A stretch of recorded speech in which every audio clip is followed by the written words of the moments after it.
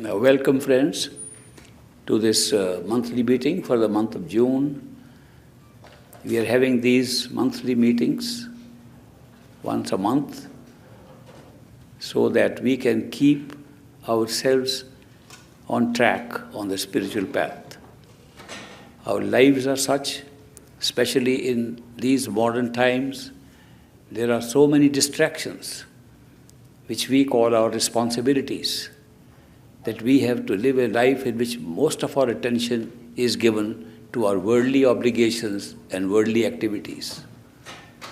If we don't have continually some kind of a reminder, some kind of a trigger to pull us back on the spiritual track, we often forget about it for long periods of time and lose all the momentum that is needed for growth on the spiritual path. The spiritual path is an ongoing thing. It's not a one-time affair.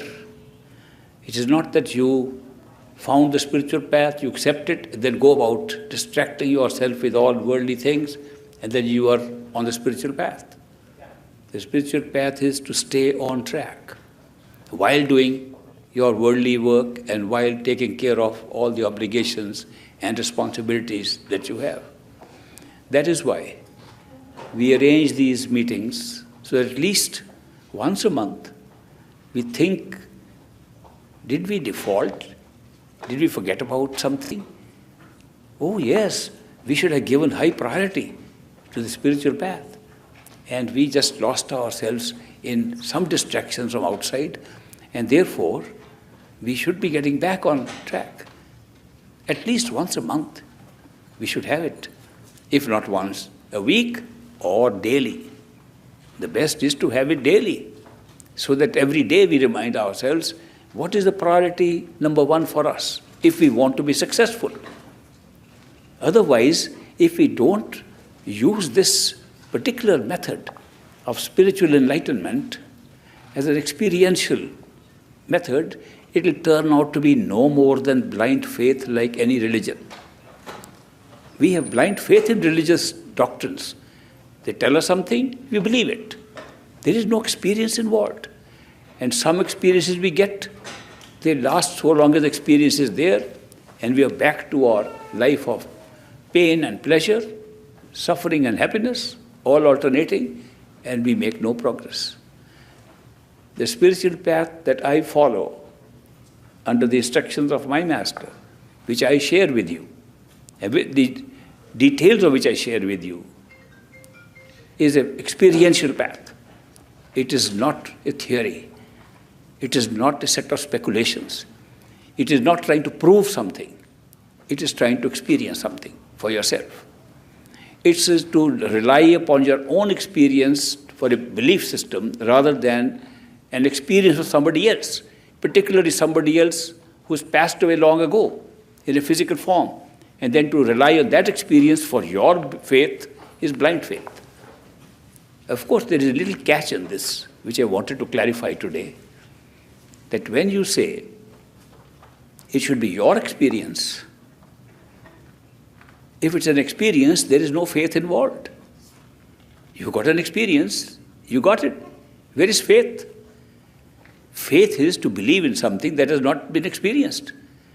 If that is so, then that means every time either you have blind faith or you have experience. What is the meaning of saying there is a living experience based upon experience, living faith based upon experience, when we cannot have faith without not seeing something, and at the same time we are saying that that is blind faith? So are we not all following blind faith if we haven't experienced? And if we have experienced, it's not faith anymore, we just had the experience. The answer to this question, which I have given earlier, but people sometimes ask again, is that when we say we have experience to back our faith, it means we have one step of a particular denouement, a particular discovery, which we have experienced. And the faith is this next step will also take place. If no step has taken place and we have faith, that is blind faith. But if you have one experience, and say this experience proves to me there can be something more, and you believe more is coming, That is a living faith based upon the little experience you have had. When the next set of experience comes, it builds up a faith for the next one to come. It grows with each experience, leading to something more than what you've experienced. It is still faith in something will happen. It's not blind because it is being based upon the experience you've already had ahead of that experience. So that is why living faith grows like living things. It's little bit in this one, then it grows with experience. The experience itself is not faith. The faith is that you say, if we have this experience, we can expect more, which is quite different from somebody making a statement, God is sitting up there, we believe it for life, nothing happens. And we keep on believing it. That is blind faith. So I wanted to make this clarification. I want to also refer to some questions coming to me constantly about who is a perfect living master and how do we know he's a perfect living master and what can we expect from a perfect living master. So we have no idea, most people have no idea who is a perfect living master. They believe he must be a learned person who has achieved some kind of an experience which is higher than our experience, who has got some enlightenment that is not our area of enlightenment yet, and that he may be able to share something with us. These are spiritual masters who share their experiences with us, and we learn something from them. They are good spiritual teachers, and they teach us this thing. But when we are referring to a perfect living master, we are referring to somebody who is not a teacher, who comes to befriend us, who comes us because he notices, with his enlightenment, he notices that we are ready to give up the type of life we are having in this world, that we are tired of it. It does not appear to be our life. It does not appear to be our world. It does not appear to be our home. That it appears that our home is somewhere else which we want to find, and we are seekers for that home. We want to find our true home. We have reached that point of readiness. And a person, human being, who can be a friend like any other friend, comes, befriends us, and we discover he has the awareness of our true home. Therefore, he is a good friend to go along with. He is a good guide to go along home. No teaching is involved. It's friendship, love, and going back home. Therefore, a perfect living master comes specifically when we are ready to go back home. He appears in our life through coincidences, through circumstances, and we befriend him and find out he knows where we have to go. He knows we are seekers. He has found that out, and we are very good companions on the way back to our true home. In this process, of course, something happens. And that something is that in our consciousness, our soul, our life force, which is desirous of seeking and going back home, there is something attached to it. There is a little equipment attached to it, which is attached for the sake of experiencing things right here in this world, and in the world of sense perceptions, and in the world of thinking and intellectual study. And that little equipment attached to us for use here in these three worlds, the world of physical matter, the world of sense perceptions beyond physical matter, the world of thoughts and mental states where there is no physical matter and no sense perceptions. In these three worlds, we use an attachment to our soul, to our living life force called the human mind. The mind performs these functions very well. The mind creates for us, creates for our soul, an experience of time and space. It puts events into those time and space. It makes us have experiences on those events, from one event to another. It makes us time travel from one event to another. It relates one event with the other by cause and effect, and creates a beautiful experience of the law of karma, the law of cause and effect, the law of if you do good, you should be rewarded. If you do bad, you should be punished. It makes an interesting game. Makes it an interesting game to be able to use a physical body, our sense perceptions, and our thinking mind to play this game, which we are doing it currently. But this is not ourself at all. We are neither the physical body, nor our sense perceptions, nor the mind that thinks and plays this game. We are the soul, the unit of consciousness that is making the mind alive, that is making the sense system alive, sensory system alive, that is making this physical body alive. And therefore, we are not none of these things. But to make the game as interesting, as real, as reality-oriented as possible, we adopt these covers upon ourselves as if they are ourselves. The physical body is the outermost cover. And we think we are the physical body. We were born as a physical being, as a little infant. We grow up, we experience life, and then we die. That's the end of the show. This is a great belief. It makes life real. And that's how we've been treating it. It's a wonderful way to create reality out of nothing, to create reality out of a projected experience that's being projected by life through the mind, through the senses, and through the experience of a physical body, and make it a real life. What could be a greater miracle than this? So we are living through this miracle. But living in the miracle, we also start identifying with this miraculous body that we are wearing as our own self. It was never our own self. It became our self for the show, for a short period of time. And then we have the sense perceptions which we think are functioning from this physical body, that they are physical experiences. When sense perceptions work from physical body, we look like a physical experience coming from a brain and coming through the nervous system and operating entirely in the anatomy of a physical body. And yet, when we find that if we can somehow become unaware of this physical body, completely unaware of this physical body, through a practice, a technology which is freely available to us today, if we can do that, that means our awareness loses the awareness of physical body. Our sense perceptions are not gone, they become sharper, they become better, and you can use them. Which means sense perceptions which you think belong to the body, they don't belong to the body. On the other hand, there is evidence right sitting here. While we are in the physical body, if the eyes alone could see, you could see nothing in imagination. You could see nothing in dreams. The mind would not be able to create any visual experience except when your eyes are open. And yet we all know that we have dreams, we see in dreams. We have imagination, and with imagination we can visualize what we like. So the sense perception of seeing is not seeing the eyes, but we attribute the seeing as a function only of the physical eyes. Great while it's there, but the truth is that even if the body were not there, completely not there, dead, the sense perception would still be there.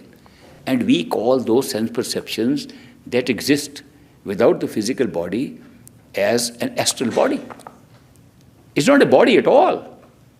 When we say body, we are always thinking of a physical, material thing. The sense perceptions create a body which is like this body because the sense perceptions have been placed at different parts of the body, eyes at one place, the ears at another place, nose, mouth, and the rest of tactile system elsewhere. So because of that, if we lose the body, the sense perceptions function as if they are at the same place. So it becomes like an ethereal body, like a body with no matter, and yet the sense perceptions are equally strong. This is not a theory. This is not a kind of a speculation or something I'm saying may happen. I'm saying any one of you can try it. Any of you, one of you can try this without having to wait for death to show you it is so. By dying while living, by pulling your attention away from the physical body while you are still here, you can pull your physical attention by meditation and simulating death, pretending to be dead, pulling your attention from the extremities of your body right up to the brain like a person actually dies physically. Do that artificially. What will happen? You gradually lose your awareness. And this process is called true meditation. Meditation enables you to find out if there is something more than a physical world and more than our physical body, and what is it like. So if you can withdraw your attention from this physical body, the extremities of the physical body, and bring it back to the head, behind the eyes, at the third eye center, what they call third eye center, the awareness of this body disappears. When you're not aware of the body, you find you are fully aware. And you have all sense perceptions completely intact. Better, you see better. Nobody wears glasses in the astral system. Your eyes become so sharp, you don't need any glasses. You can see anything clearly. You can even see through walls. You can see more than you can ever see with physical eyes. And yet the power of seeing is the same that we use in the physical body. It's not a separate body. It is not that you're going somewhere else and using another body to experience that. It's the same body operating in the physical body to give you the experience of visual sense that you see through these eyes and say these eyes are seeing. Because it is like the sense perceptions are embedded inside this body at the same place as the other sense perceptions we are using here. It's a great arrangement. Study it. Work on it. Pull your attention and see how you feel. You'll see all your senses are very sharp and they constitute an independent self of yours. The soul, your living force, your consciousness is inside this body, is inside the astral body. What you can do with the awareness of this body, you can also do with the awareness of your sense perceptions or the astral self. Just like you pretend to be dead here, you can pretend to be dead in the astral body. And withdraw your attention to the third eye center of the astral body, pulling your attention, becoming unaware that you have any sense perceptions. Then what happens? Not many people have done it, I can tell you, but some have. Some of my friends have done that and had a great successful experience. What they have found is that when they withdraw their attention even from the sense perceptions, they are very much alive, more alive than ever before. And the thinking process still goes on.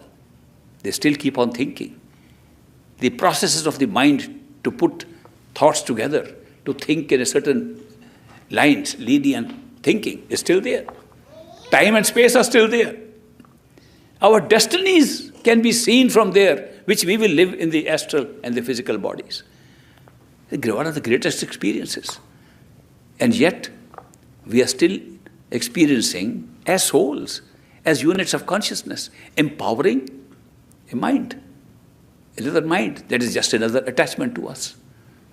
This attachment of ours, the human mind, is a very wonderful gift to us. One of the greatest gifts. It has created all the experiences for us in this show of life and creation. And yet, it is sometimes very troublesome too. It is troublesome when it believes that the soul and the attachment, the computer we are using are the same. When it takes over, instead of our using this equipment, using our human mind to think what we want to think, what the soul wants to think, to use it the way our own true self, the soul, wants to use, it starts using ourself. It draws our energy, our power, our life becomes alive and becomes a separate entity controlling us. Something given to us as a servant, as something that should work for us, suddenly turns out to be our master and tries to tell us what we should be doing. That's exactly the problem. That we are being led in this world, led in all experiences, including spiritual experiences, by the mind. And the mind is telling us what to do. One of the big transformations that comes during spiritual enlightenment is that you discover the mind is not your master, you are the master. And you are able thereafter, with that discovery, give instructions to the mind, what to think, what to put its attention on, and not that the mind is constantly roaming around and in a bizarre way and picking up anything for putting attention on and dragging us with it, which is happening now. That's the problem with the mind. It's a much bigger problem than this. It not only puts us through events and makes them so real that we take that to be the only reality, it puts us through pain and pleasure, it puts us through kind of suffering, and our whole life here becomes one of opposites, pairs of opposites, happiness, unhappiness, pain, suffering. And when that happens, it divides our life into what is positive and what is negative. What is positive is clear thinking about our own self, our sense of love for people, love for ourselves, love for God. All those positive thoughts are coming in. Coming from where? From our soul. And then there are negative thoughts. No, I can't be sure of any of these things. I have a doubt. I am afraid. The doubt and fear and all negativity is also coming up. And then that leads to division of the events of life into good and bad, which we ourselves make. We divide them. And when good things happen, we feel happy, and then we are rewarded for doing good actions. We feel great, good karma. When bad things happen, we are punished, we are in sickness, and we have accidents, we are in distress, we have emotional problems, we break up with people, and we hate people. This combination of the positive and negative is what we are leading here. Now, I am trying to put it as if it's a problem that's there. It's not a problem. Looking from a big picture that's also a gift to us.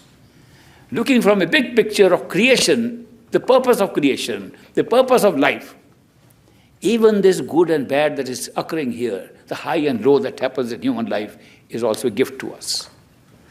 And I'll explain to you. This creation is not what we see here. This is a very limited, small part of creation. There's a huge creation beyond this, much vaster than our eyes and telescopes have set their eyes on. It's far bigger. It has so many areas which we have no access to here. Areas of creation, areas of experience, which we can access when we are not in a physical body, but in higher levels of consciousness and higher states of being, from where we can have access to those other areas of creation. In those areas of creation, you will find perfect places of happiness and perfect places of unhappiness. The heavens and hells, extremes. If our life was one of extremes, extreme happiness we would be enjoying in heaven for as long as we like. If our life was all evil, we'd be sitting up in hell, suffering forever. It is only when our actions and our karma, so-called karma, is balanced between good and bad, between right and wrong, between evil and good, when it's balanced between happiness and unhappiness, balanced between pleasure and pain. When these two are equal, we become human beings. The area is created for that. The other areas created for different patterns.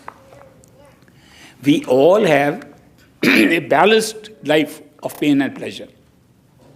Doesn't look like it. I know people feel there's more pain than pleasure.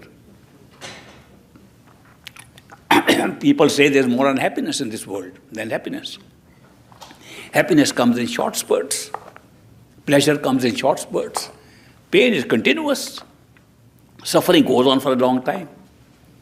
It does not mean that the distribution is not even. It does not mean that there is really more pain and more pleasure.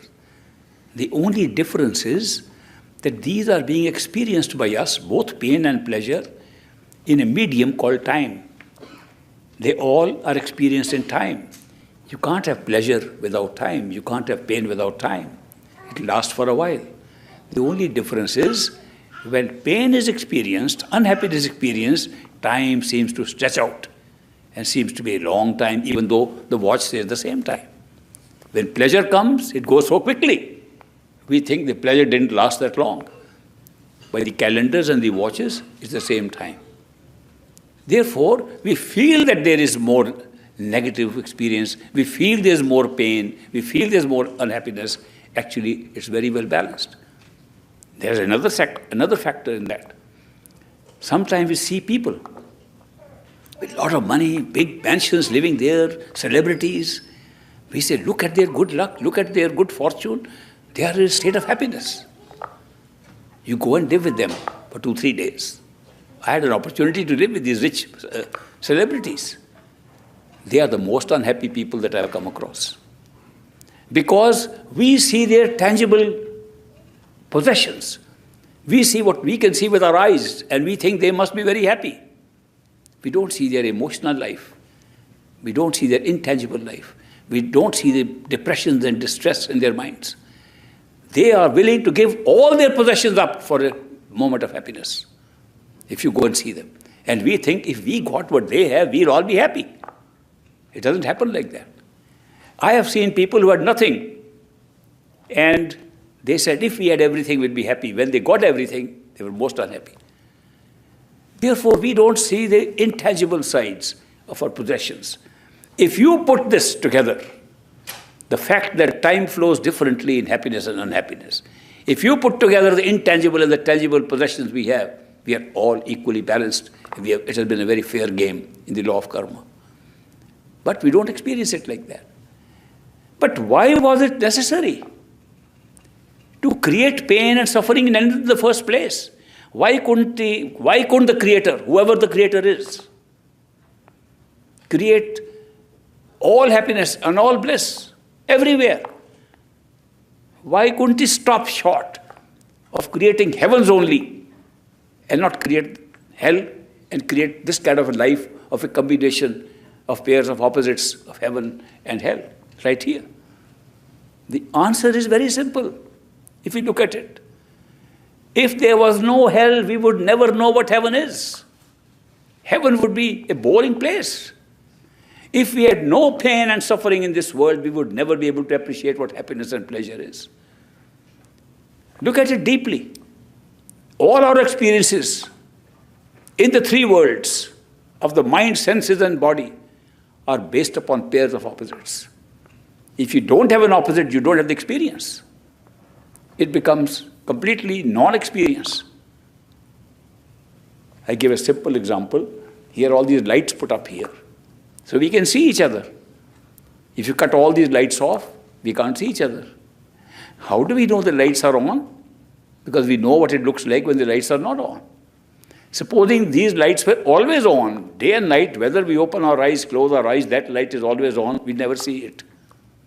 We don't see anything, we don't experience anything, unless there is some opposite of that experience. So our capability of experiencing the three worlds, the mental, the sensory, and the physical, is all based upon pairs of opposites.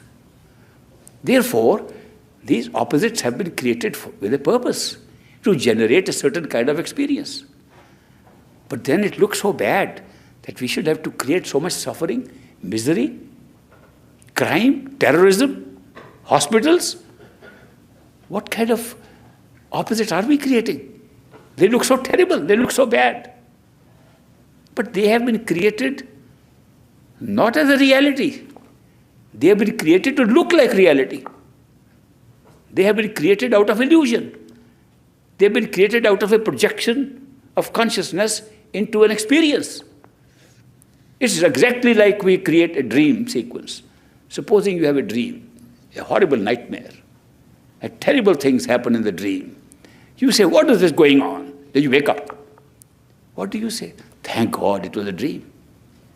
If you get enlightened and awake from these three levels, and awake as souls, you will find the whole thing was dreamlike and made up like a dreamlike for an experience.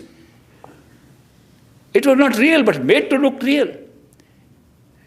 The more real you make it, the more real the experience becomes. Therefore, we have infused elements of reality, excellent elements, going down into neurons and particles and cells and protons and electrons, and right to that minute place, and in the galaxies and being able to look at billions of light years away. This vastness we examine and say, this is real. We're all using equipment, using our sense perception through equipment, and saying this has to be a real world, we can explain everything. Then introducing laws of nature which corroborate it's real. The same laws apply, or similar laws apply in other levels of consciousness, and those laws make it real. We have not created layers of consciousness as illusions. We have used the process of illusion to create reality. So these are all levels of realities because we experience them as real. When we go to sleep and have a dream, the dream looks real. When we wake up, it becomes a dream. It does not become a dream while we are dreaming. It becomes a dream when we wake up. Sometimes in a dream we can say, it's a dream. We know it's a dream. Have we discovered the dream? No. We tell people in the dream, I found out it's a dream. And you wake up, there are no people. So you were speaking the truth without knowing the truth. In a dream we can say, we know it's a dream and yet you don't know because you're taking it as real and calling it a dream. Yet you're associating all others around you as if you can talk to them. You wake up, you don't go back to talk to them and tell them, no, I was sorry, I was wrong. Because you know they were created by yourself. And yet you are able to create a reality for a certain moment. All realities are created exactly the same way. Even this physical reality. When you wake up, the wakeful state becomes real and this state becomes a dream. You wake up further to the causal stage, that becomes real, these become unreal. At one time, only one reality exists, all others become dream. We have a higher experience. Our soul travels into regions which we have never seen. They are surreal, they are looking so brilliant, beautiful, and totally different from the physical world. Much better, more real, we have that experience. We've gone into higher level of consciousness. We come down into this. That must be a very lucid dream. I can't imagine, was it dream or was it real? It doesn't matter whether you go to a lower level of consciousness or higher level of consciousness. Anytime you're in one level, that is your reality, and all others are dream-like. That's amazing. So when you have only one level of reality, then when you move from one level to another reality opens up, showing you the rest was not real, it was just created. What happens when you keep on waking up, eventually? And all these realities end up, at the end, what do you find in what you call a true home? A true home is where you find that all these dreams were being generated from one dreamer, one creator, and everything was happening within one creator. Nothing was happening outside. All the dreams that took place, level after level, were all one. After having that experience, you are left with no other experience, a total experience of what the truth is about our oneness, and the total experience of all levels of creation that we have done. Then you can say, I know the whole thing has been made real and the whole thing is made from consciousness. You are truly enlightened at that point. Then what is the kind of life you can have? You live in all the areas of creation. You create more.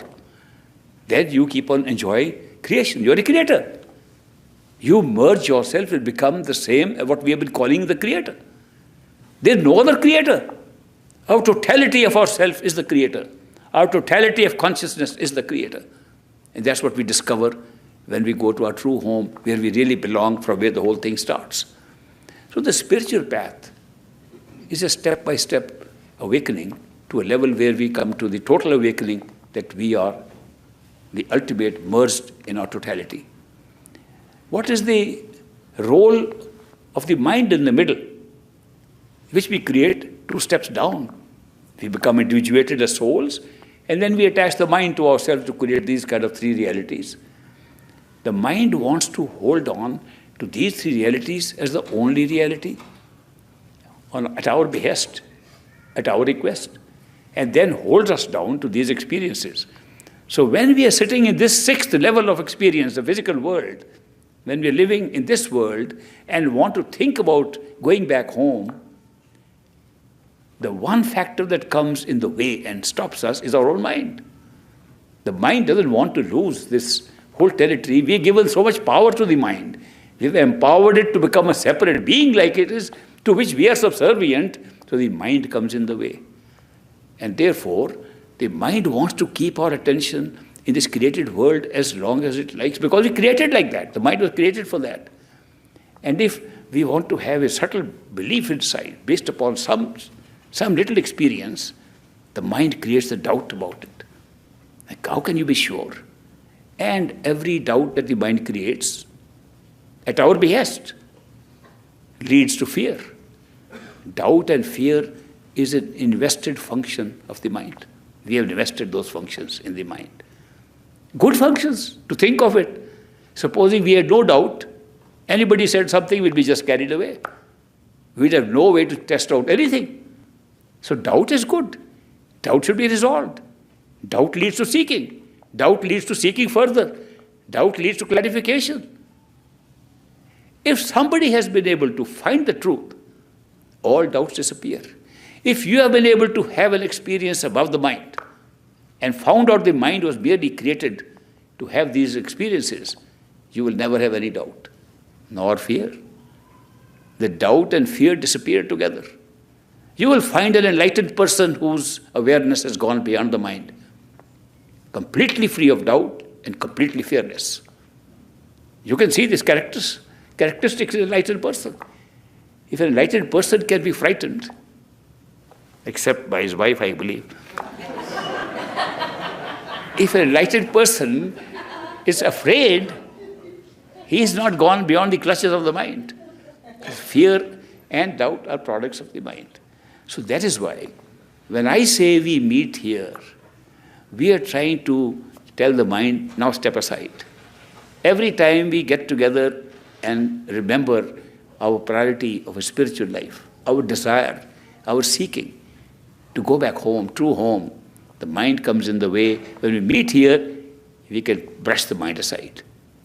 When we meditate, we can brush the mind aside.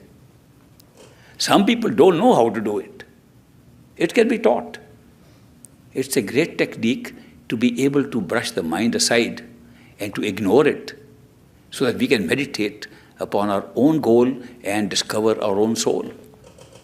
When we try to discover our soul through meditation and want to withdraw awareness from the body to find out what is inside, the mind steps all the time, every time.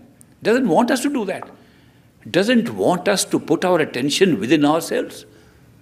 We try very hard.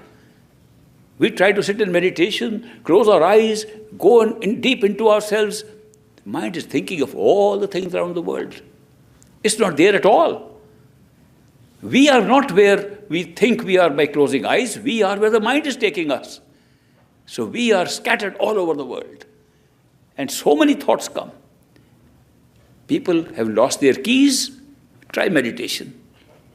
Mind will go and find the keys for you. It will do anything to find outside. It will look for joy outside, pleasure outside, even pain outside. It will do something, memory of pain outside. It will do everything possible to keep you out because we have invested that power to create reality of this world. It's not functioning as our enemy.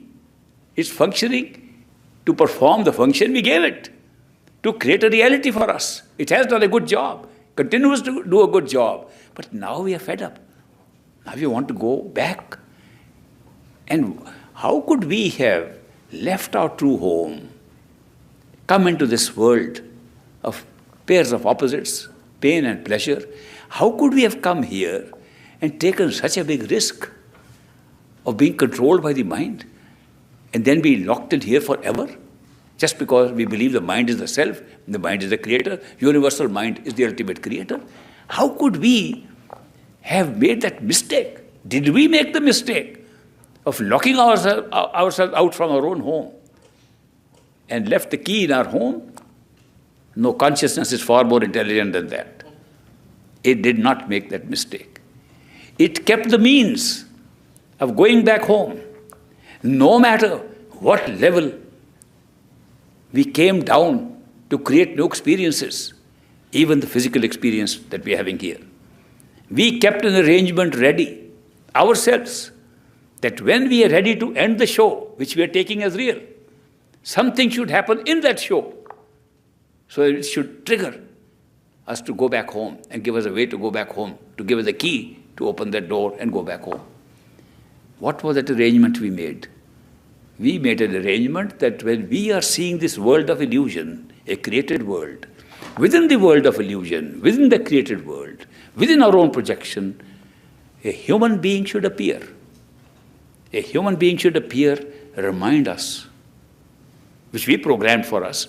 He should remind us, this is not your world. Aren't you tired? Let's go home. And if we are tired, we say, yes, you are separate from me. Tell me how we go home. He says, look, I'll tell you the way. And he tells us the way, and we respect him. Say, he knows more. He knows our home. He's talking to us with so much wisdom. Little realizing we set him up. Little realizing we created him. We made this arrangement right from the beginning that he should appear. And we call that person a perfect living master. What is his perfection? He is our creation. He is our projection. He is a shadow from our own creation. How is he a perfect living master? His perfection and name is that right from the inception of creation, before we created any levels, we made arrangements that such a person should appear in our own projection with full awareness of what we started off from.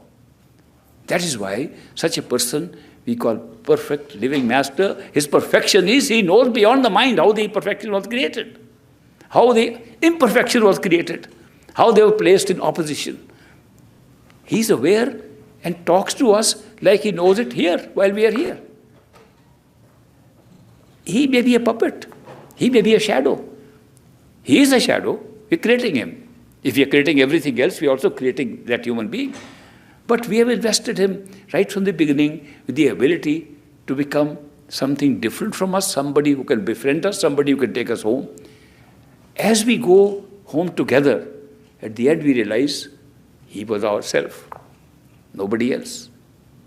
It was our own self made the arrangement to go back home when we are tired of the show that we created. We have to look at the big picture of creation. If we just look at small things, then we can deal with small things in small ways. You want to be a better man, you want to serve people around you, you want to be healthy as a human being. These are good goals within the show, within the physical show. Go ahead, enjoy them. You don't need a perfect living master for that.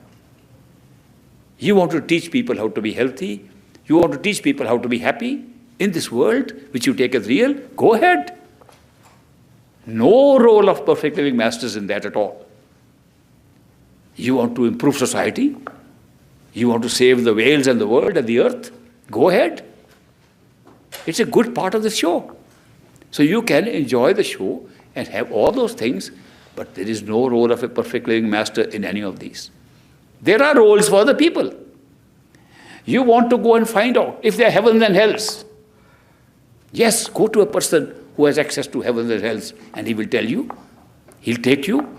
He'll teach you meditation, how to have experiences out of the body. He'll teach you how to see those experiences. No part of a perfect living master in that. Those are different masters. They only want to show you that. You want to see where all these thoughts come from, all this creation comes from. You want to discover the universe, universal mind that creates all this, the universal station from where all thoughts and projections take place. There are masters who can do that. Not too many, but there are some. And they can take you to the universal mind and show you that's the creative bucket from everything came, full down from there. You want to know where your destinies came from. There are masters who can take you up and show you where destinies have been created by you and stacked over like DVDs, and you pull out your destiny, and that's your life here. You're just playing it out. Those are masters. No role of a perfect living master in that. None of them are a perfect living master. They are giving you experiences within this great creation of the three worlds. Great creation of the physical world, the astral world of senses, and the world of the thoughts, the mental world. But they confine you to this, and they think that's all we can do. Nobody says that you are not the mind, you are not the senses, and you are not the body, you are the soul, the only unit of consciousness with no covers. These are all covers upon you. Those who can say that and take you there are perfect living masters. They take you beyond the imperfections of the creation of these three universes. These three universes are created so you can match the perfect with the imperfect. They are imperfect universes. They are the opposite of the perfection beyond the mind. And that is why they create perfection at the top, because imperfection has been created artificially down below. Those who take you above the mind are classified as perfect living masters. They have not come to do anything with these three worlds. They come to take you back home. When do they appear in our life? They only appear when we seek something beyond the mind. So long as we are seeking things that exist in these three levels of consciousness, there is no need for this perfect living master to appear in our life. And they don't. When we say we are tired of all these things, we are tired of our mind, we are tired of the thing that the mind does, we are tired of these games that we are playing here, we are tired of these expressions of our consciousness through these different scenes of up and down, we are tired of everything here, we want to go to our true home. Only then the perfect living master appears automatically in this physical world of ours, in the form of an ordinary person like ourselves. Exactly like ourselves. No difference. There's no difference biologically or otherwise in the body or the mind or the senses of a perfect living master. He's just like us. The only difference is in the level of awareness. He's aware of things beyond the mind. He's aware of the true home.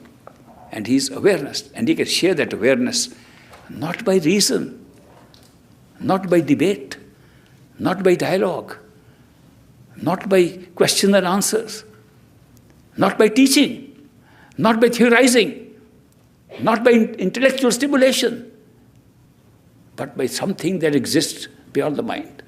All these things I've just mentioned are mental. Meditation is mental. Repetition of mantras is mental. Experiencing flying in the sky is mental.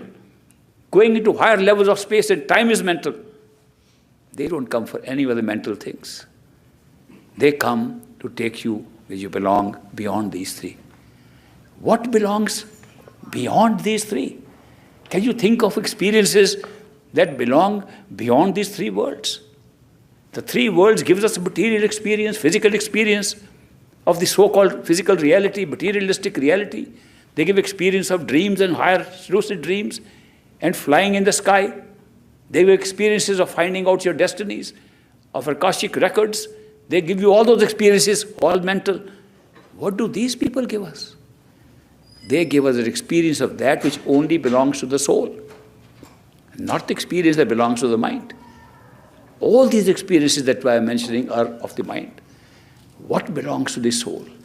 It must be something that does not occur only in what the mind has created, which is time, space, and cause and effect. The mind is the creator of the experience of time, space, and cause and effect, and therefore karma. Our soul has never been having any karma at all. Soul is not trapped except by your own inclusion into this drama. Now, what happens to the soul if it is not having any of these experiences is it still has the experience of love. Love is not coming from the mind at all, nor from the senses, nor from the material things. Love comes from our own original consciousness, from our soul. Therefore, these perfect living masters employ no other method to pull us to that level above the mind except love. They pull us with their love. They pull us with a love that's a quality is a little different than the love we experience with each other here. Sometimes we reach very close to the same kind of pure love with people here, which we experience with these perfect living masters who become human like us. But then we just, as we reach close to that purity of love, the mind steps in, doesn't want that to be pure, interrupts with doubt and makes it an ordinary attachment. Love gets converted to attachment so quickly because of the intervention of the mind. But the unconditional pure love that we experience with a perfect living master has a unique quality. And we can't totally see the quality of that love and the way it pulls us. It does not pull our mind as much as it pulls our soul. Sometimes the mind is an obstruction to that, tries to go against the pull of the love of the master's love that is pulling our souls. But that pull is so strong, it can override the mind. Not only that, that love is so unconditional that even comparing with the love we experience in this world, we can see there is no judgment in them. Our love here has some judgment. If you love somebody, the other person doesn't love you, you say, I don't love you, you don't love me. As if it's a business transaction. Love here is being experienced in the same way as attachments. I love you means I am attached to you. In pure love, in unconditional love, there is no I. The beloved occupies the whole space in the head. You're thinking of the beloved all the time. You have no time to think who is you, who is the lover. The beloved takes place. The unconditional love that you experience from perfect living master is like that. They use that to pull us above the level of the mind. Second function that the soul can do, which the mind cannot do, is intuitive knowledge. Knowledge suddenly coming intuitively without thinking. That intuitive knowledge does not come from the mind, it comes from the soul. Then the appreciation of beauty, joy and state of bliss that we get is also only in the soul. So there are some functions that belong only to our soul and other functions that belong to our mind, senses and body. These perfect living masters know this and they use the higher sources of intuitive knowledge, the feeling of joy and bliss and the pull with the love. That is how they take us back to our true home. But since our mind doesn't like that, mind wants to be taught methods, struggle. Mind says, I have to learn, I can't get anything without working for it. So they say, okay, do a little struggle also. Work on it. So you have to go through the mind. The mind is holding you back. Okay, work hard. Do more meditation. Do more of this thing. Do more seva. Do more this thing. Physical activities, mental activities. They teach us, become teachers temporarily for our mind. Till we discover none of these things are really working, something else is going to pull us. And then we go back to discovery that they are not really teaching us these things. They are using teaching just to keep our mind busy while we can travel home. Just to divert our mind into teachings, and then they can pull us through love and devotion higher up. That is why true meditation that we experience with these perfect living masters is a meditation with love and devotion. If there's no love and devotion, it's not even a spiritual practice, according to these perfect living masters. So they use this in order to bring us back home. So that's why when I say we have these monthly meetings here, these monthly meetings are a reminder that how much engrossed have we got with our mind, how much distracted we have got from our true purpose for which we were alive, true purpose for which we thought we are going to use this human life. Because the human life has a great value, depends on how we look at it. If we want to think the human life is only to have some experience of pain and pleasure here, that's it. I read a story the other day which I'll share with you from the times of Guru Nanak, one of the mystics.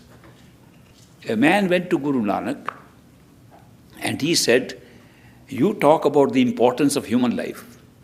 I want to know what is the value of human life. Why do we have it? Guru Nanak produced a large ruby from his pocket, big one, shining red ruby, and gave it to that man. He said, go and get its value. From whoever you come across, come and find out. Say, what is the value of this jewel that I'm giving you? But don't sell it. Just find out the value and come back to me. The man walked out and there was a fruit shop selling fruits. He showed that ruby to the man who was selling fruits. He said, look at the stone. What do you think is the value? He says, beautiful, right, shiny. I'll give you a dozen oranges for it. He said, no, I'm not going to sell it. My master said, don't sell it, just find the value. And he kept it back and walked further. There's a vegetable seller.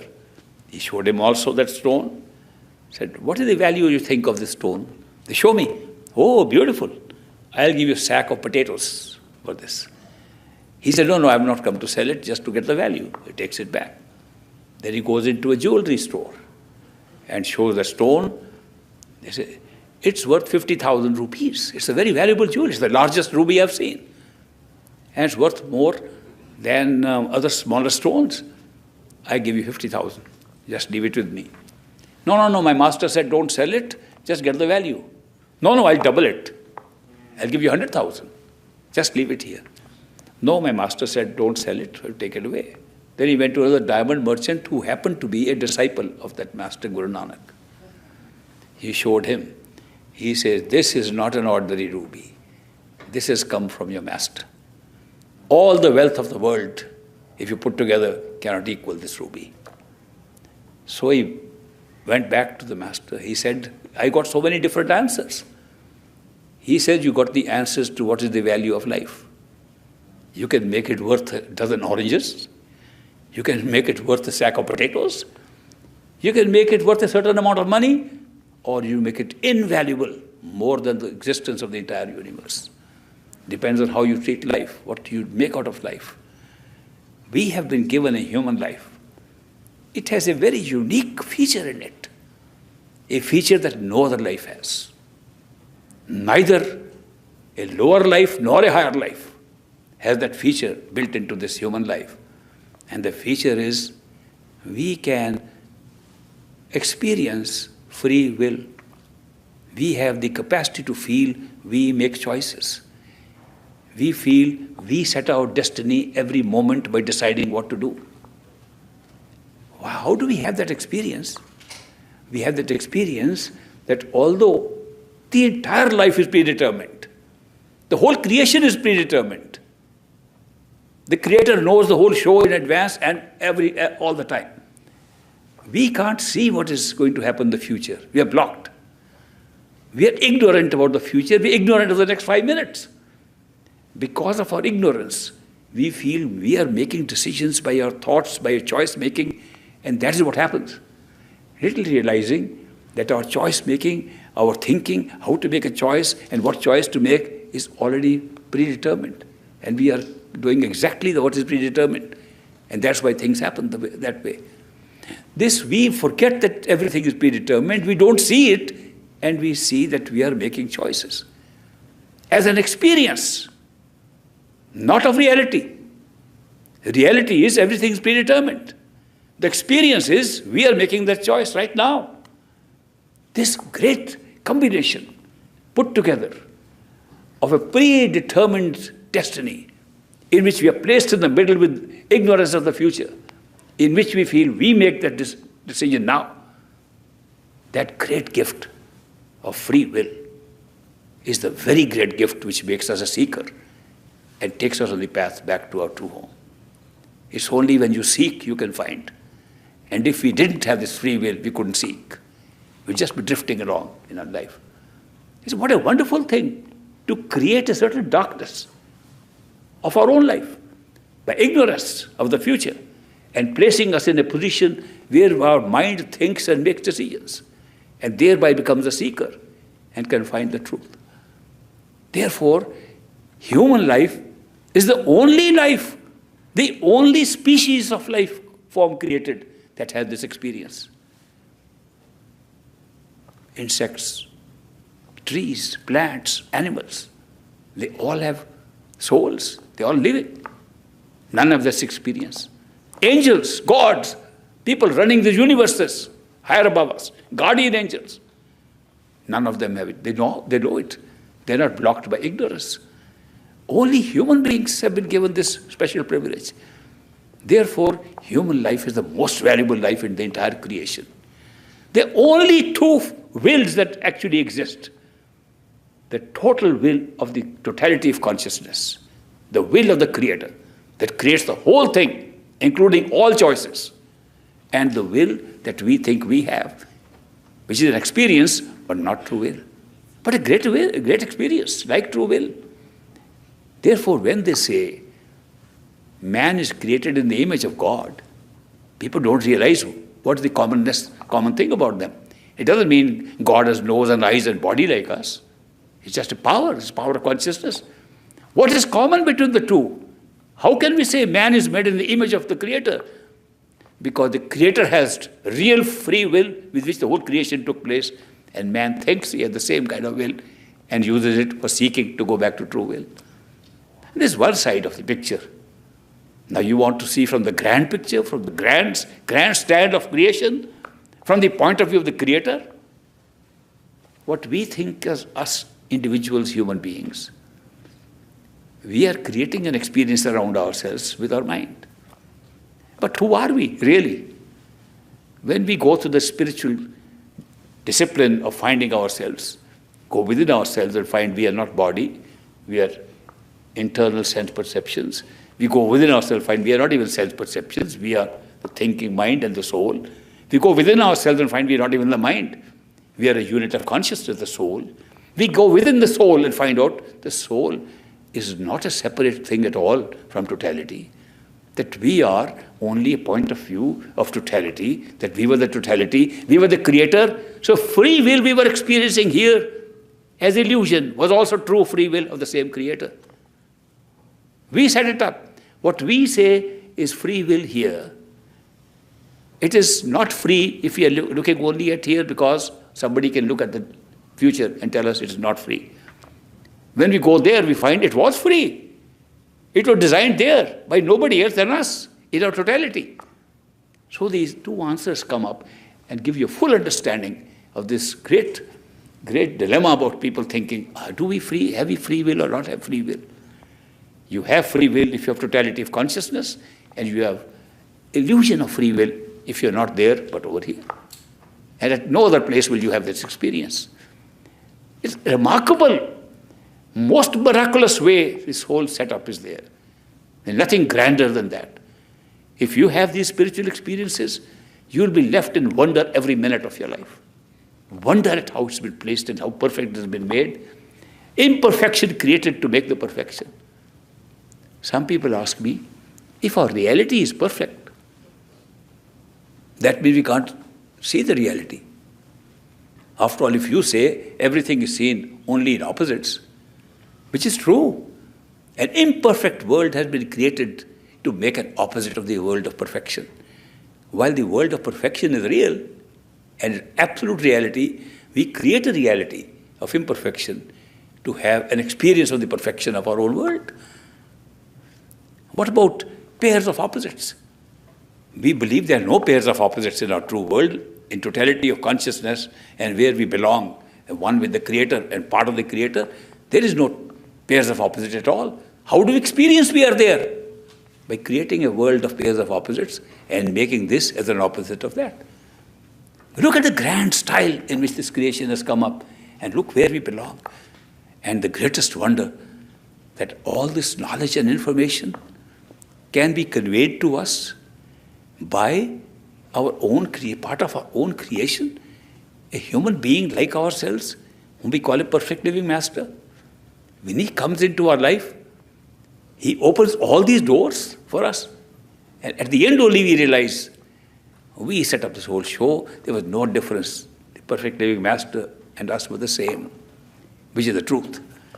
But while the show goes on, I say this show may be wonderful, but the show of traveling from level of consciousness to another is even more wonderful. So if you join on the spiritual journey, take your attention to a point which is visible to you right here, the point behind the eyes, third eye center.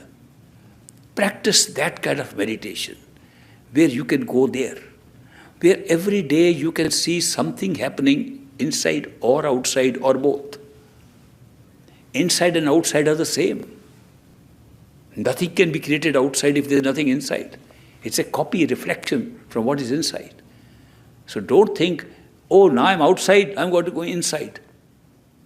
The outside is also an experience taking place from inside. It's a projection, it's a mirror image. The real image is inside. When you look in the mirror, you see yourself on the other side of the mirror. It's a picture. It's as far away from the mirror as you are in front of the mirror. It's not the mirror. It's your reflection. Supposing the space and time were finite.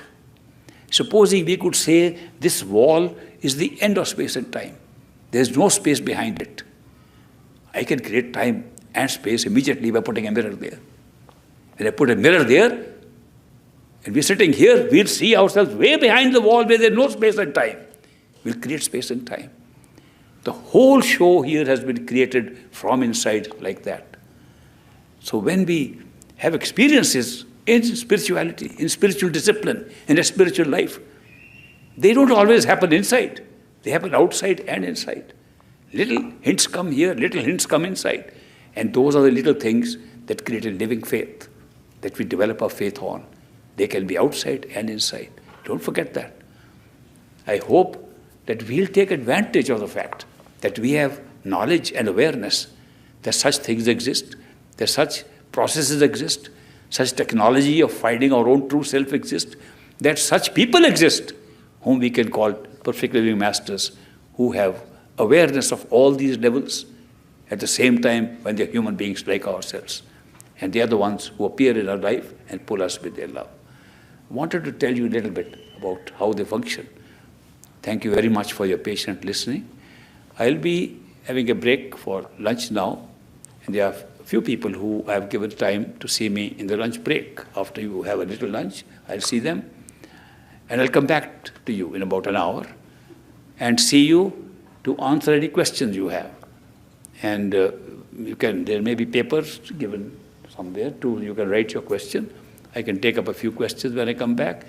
And if you like, we can do an actual meditation session so you know what we're talking about.